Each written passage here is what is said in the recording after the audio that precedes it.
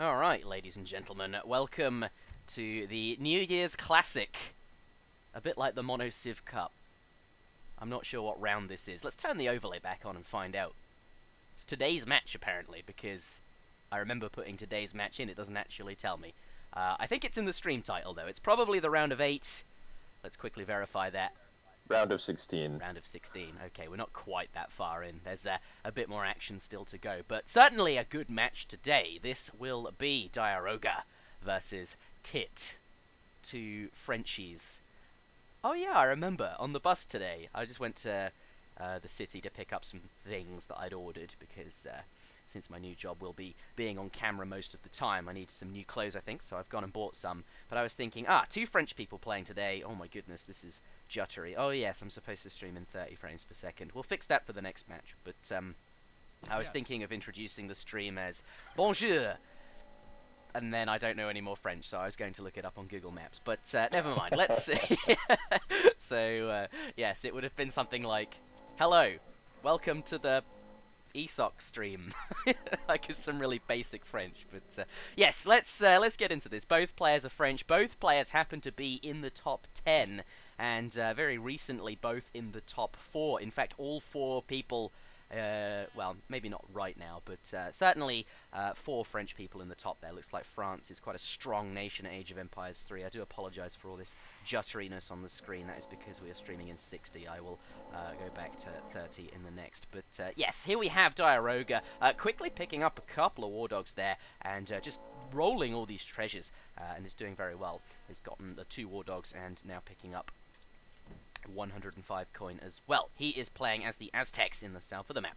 Has constructed a fire pit and a house there. So a 200 wood start. India in the north. 3 sheep so far.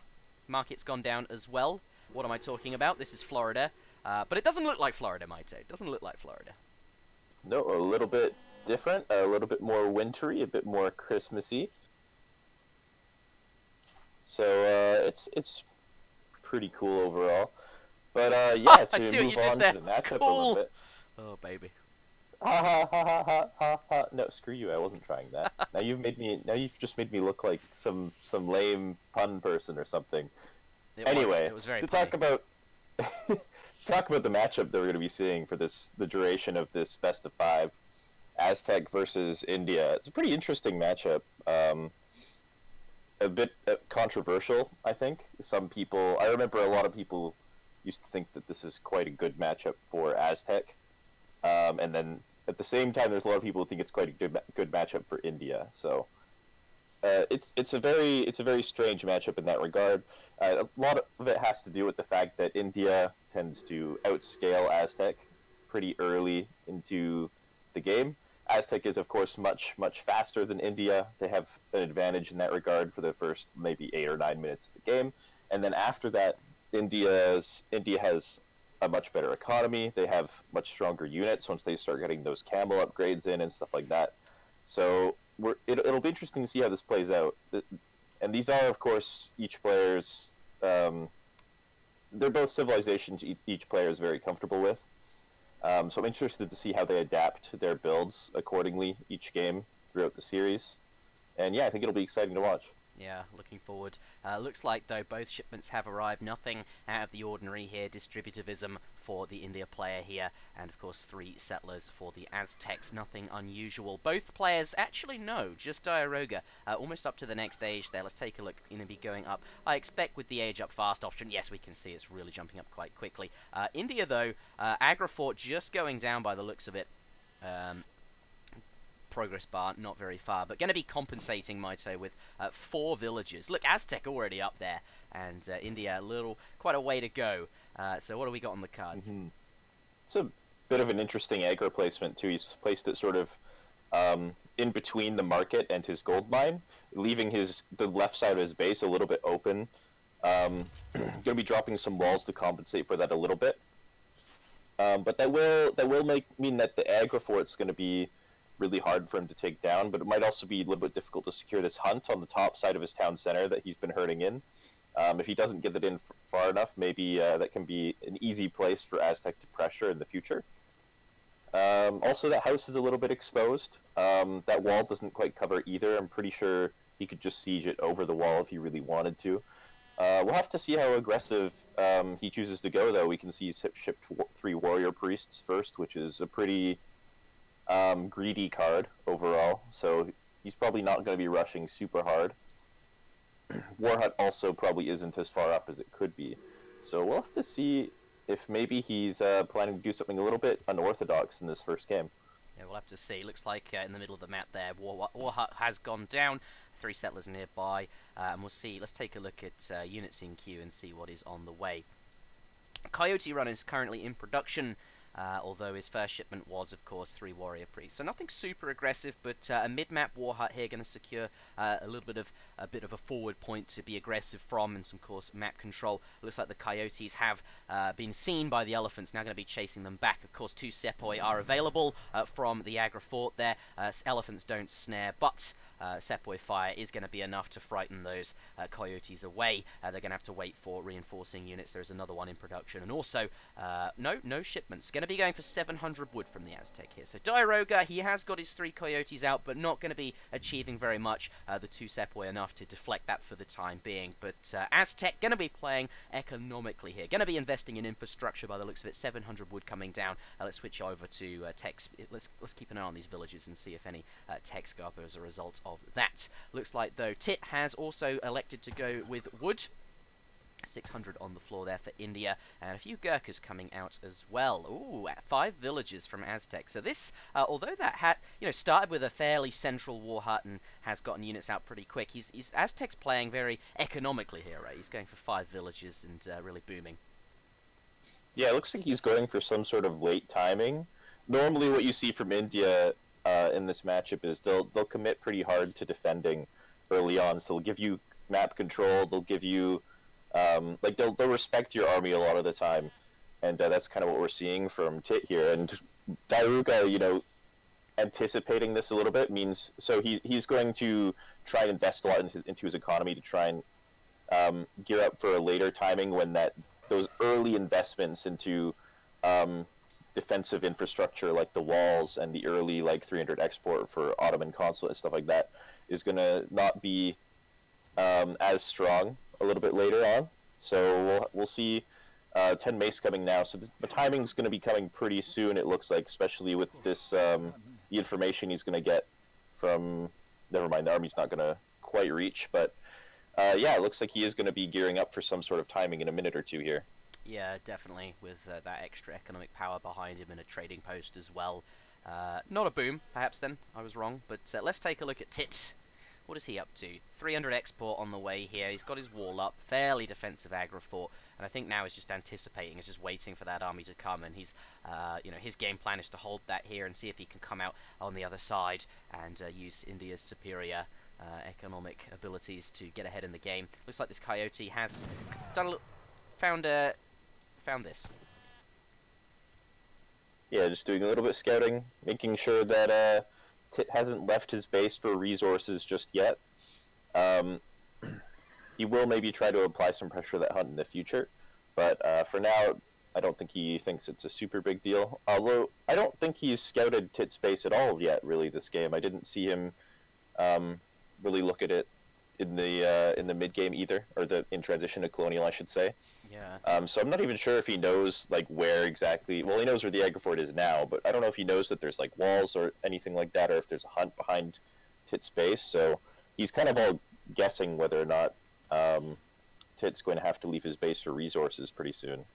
600 coin for both players, Mitoe. Looks like diarouga, he might be gearing up to go to the next stage here. He's gotten all the resources he needs to click up. Let's switch on over to text being researched. Looks like he's going to be going up with the Chief, which is going to supply the Aztec warrior. The warrior will, pardon me, God, what's his name? The Explorer, the War Chief. There we are. He's going to get the strike ability and some additional hit points. We'll see how that comes into play, but is going to be electing to not attack with the army just yet, and that is what is happening.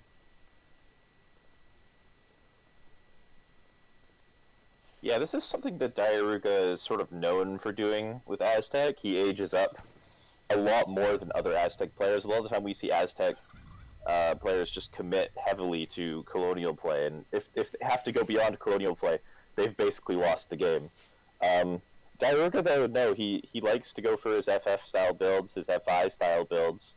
I wouldn't even be surprised to see him try to go up to industrial here. And maybe Tit, maybe he's got a little bit of a read on what Diarouga might be up to. He's seen that he's playing very defensively, hasn't seen a timing yet or anything like that, and it's almost 10 minutes in the game. So he's going to be going up to Fortress himself as well. 3 Gardner Hussars coming out now just to help bolster his army a little bit. Yeah, it's... And, sorry, go on.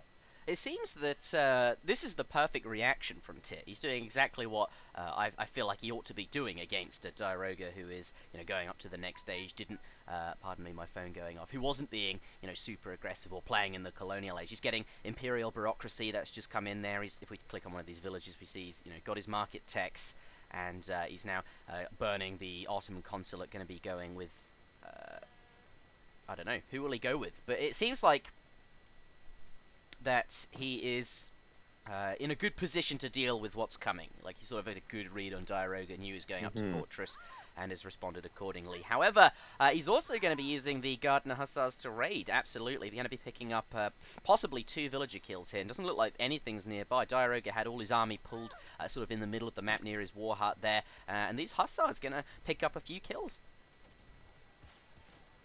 Yeah, I'm going to net him a little bit of information on Diarouga's unit composition as well. He can see it's very coyote heavy at this point. That's going to be a nice pickup for him either way. But yeah, I'm a little bit interested to see how this plays out because, as I was saying at the beginning of the game, India tends to outscale Aztec in this matchup. Their units tend to be just a little bit stronger later in the game than Aztecs are. And I'm not sure that Aztec has a super great answer to something like, I don't know, like a Sepoy Urumi Mahout composition or stuff like that. But maybe I'm wrong, actually. Mace Sultan could probably kite that all right. Eagle Runners could probably kite that pretty well as well. So I'm not sure. We'll have to wait and see. This is definitely something that you don't normally see out of Aztec. So I'm really not sure what to expect from this. Look at this Explorer. He's gotten the greatly improved... Yeah, and he's just going to be, with the Smoking Mirror card speeding up, he's just going to run in, get as much damage as he can, and then he'll just quickly retreat out of there. And Diarouga's not going to be super concerned about taking any damage on that War Chief as well, as Aztec does get access to the Healing Dance in the Fortress stage. So he can just idle that Explorer for a few seconds, throw the Fire Pit onto Healing Dance with that 10 Warrior Priest boom, and it'll be healed up to full HP in almost no time. So, do you want to tell us about here's a town center going down for Tit, going to be expanding his position, knows his resources will be running out, and can get an extra town center up, get that economy rolling, but also access to a few more hunts and 2 mines up this end. Looks like Diarouga might be coming in. There's villagers heading out that way. Coyote Runners, they're quite fast and now elite. They're going to be finding a couple of these villagers, are now getting Tit back for the raids that he did earlier. He's going to kill a couple of villagers there now. Sepoy coming in. Looks like Diarouga is going to chase the villagers that he saw heading up that direction. Doesn't find them. Doesn't want to get too far away. Is going to join with these other Mace Halton. It looks like he might be going in. We might have a bit of a standoff in the middle of the map here. Coyotes coming in. They're coming into position. Sepoys in hand combat there. Going to be walking through the gate. Doesn't want to be fighting that. He sees the Mace Halton in the back. Isn't prepared to fight that. Thankfully, does have a wall, and this really breaks up the flow. The Coyote's not able to get through, and therefore not going to pursue. A little bit of a trade there. Fairly even, I think, for both players. Tit not ready to commit to that, and Diarouga not able to force it. Yeah, that raid was a really nice pickup for Diarouga too. Tit, unfortunately, did not position his army to escort those villagers to those new resources, but with both players having killed a few villagers in each raid, it's probably not a super big deal, and India's got a pretty strong economy anyway, so I'm pretty sure that he's not too unhappy about that. Should be just fine, especially with that second town center up. However, that might get spotted pretty soon. Yeah, whilst we're waiting, Mitoe, do you want to tell us about Smoking Mirrors? So what is this card, and what is Diarouga intending to do from it? Not everyone, remind me. Right, so we saw earlier when Diarouga was going up to the Fortress Age that he was aging with the Chief Politician. the one that allows it improves his war chief by, I believe it's 30% or something like that. Also gives him the swashbuckler attack ability, which is a very strong area damage focused ability.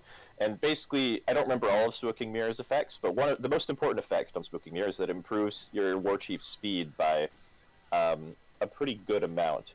And with that speed, and with the fact that Aztec also has the healing dance and stuff like that, basically what it allows you to do is it just allows you to jam your Explorer right into your opponent's army.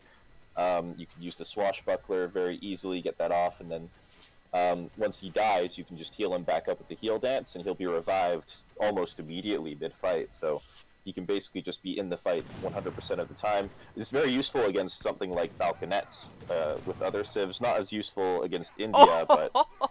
Oh wow, these Mahouts have managed to find a few in Ace Halton, and they're also... That's a huge pickup. Yeah, thankfully though, the Eagle Runner Knights are running back. They're using the pull trick to pull them in, I think, and now the Mahouts will no longer be able to stay, but not before they are able to pick up a few Mace Halton kills. Looks like the Indian infantry have made their way here as well. A few trees going to be making it awkward for the Coyotes to get into position here, and looks like India just quite happy to kite his way back with this Sepoy Gurkha army, well, mostly Sepoy, but Coyotes now finding their way on top of the Sepoy here. The Mahouts now going to come back in, but the Mace Halton, not great range, so finding it difficult to do constant damage to these units that are sort of walking backwards, and it looks like now in close range of the infantry, the Indian infantry, and the Mace Halton taking losses there. Doesn't want to get the Coyotes right in there.